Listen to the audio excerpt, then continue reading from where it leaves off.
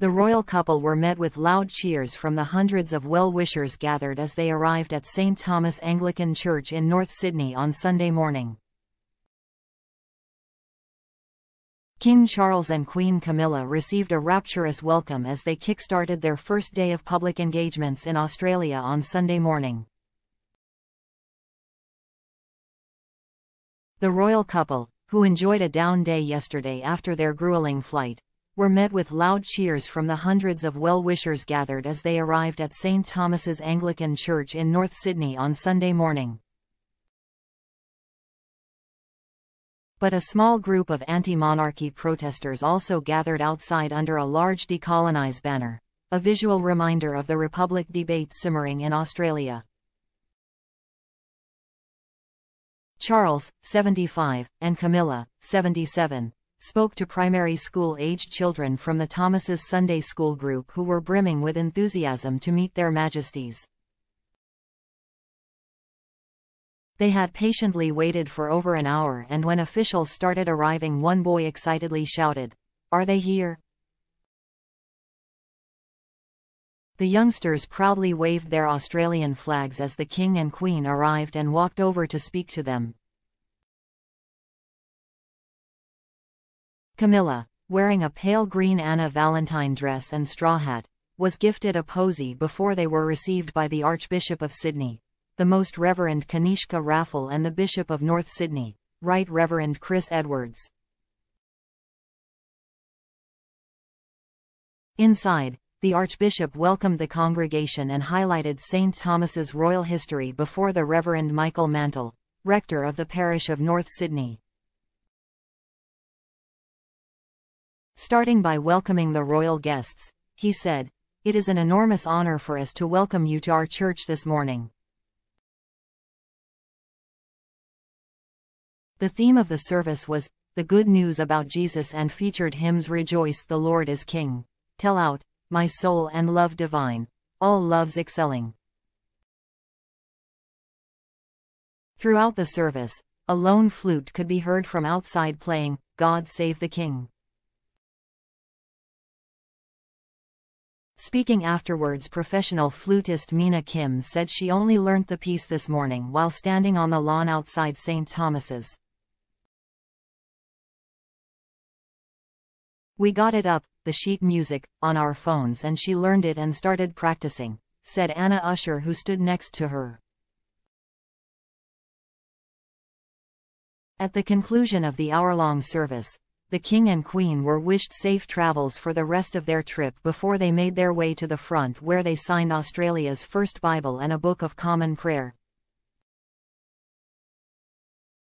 Every member of the royal family has signed that Bible, which belonged to Rev. Richard Johnson, the first Christian minister in Australia, on previous royal visits.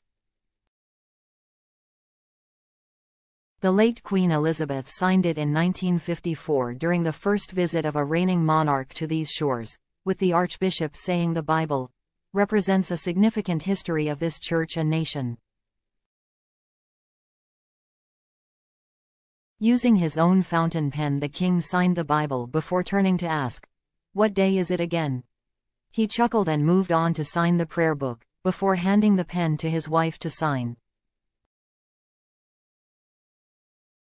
Stepping outside to loud cheers from the hundreds gathered on the lawn opposite the church, the King waved before walking over to speak to members of the public.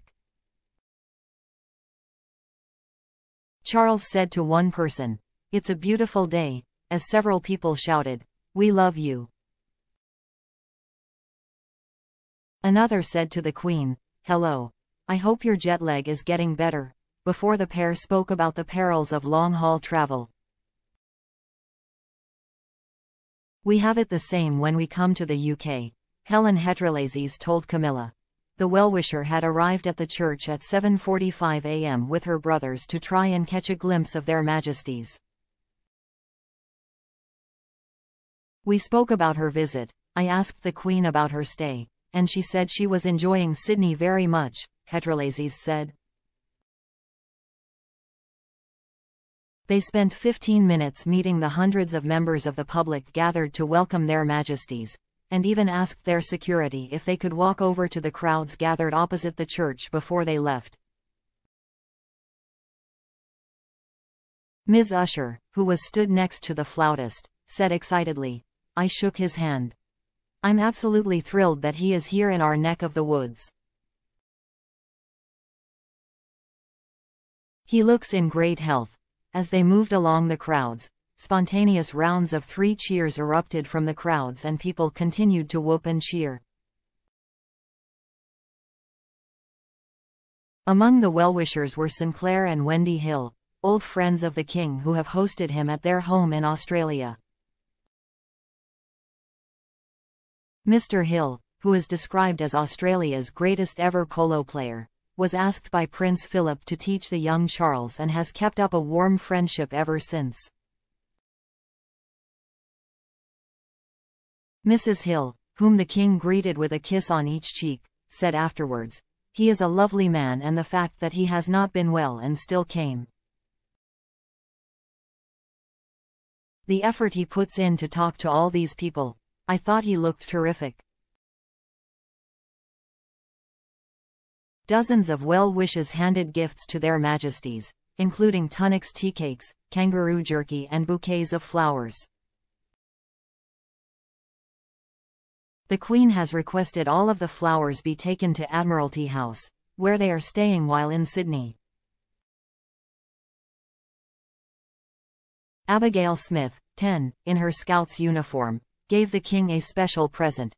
She said, "I drew a picture of a kangaroo and gave it to him. He said, 'You are very kind.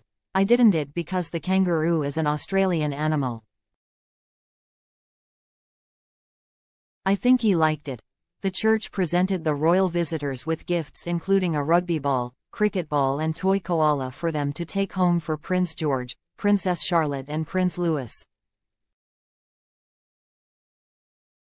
A small number of protesters, around 9 near the church entrance and others 100 meters away, used a megaphone to shout their support for indigenous rights, waved Palestinian and Lebanon flags and held a banner reading "Decolonization." A handful of locals shouted "Get lost and get a life" in frustration as they walked past, while one man told them, "Be thankful you live in a free society where you can argue across the street." Speaking afterwards, the Archbishop said, "It's been a great pleasure and privilege to have their Majesties with us here at St. Thomas's, North Sydney. This church has a family connection with His Majesty because his great-grandfather as a teenage boy laid the cornerstone. In 1881 the then Prince George laid a cornerstone of St. Thomas's on his visit with his brother Prince Edward when they were 16 and 17 respectively.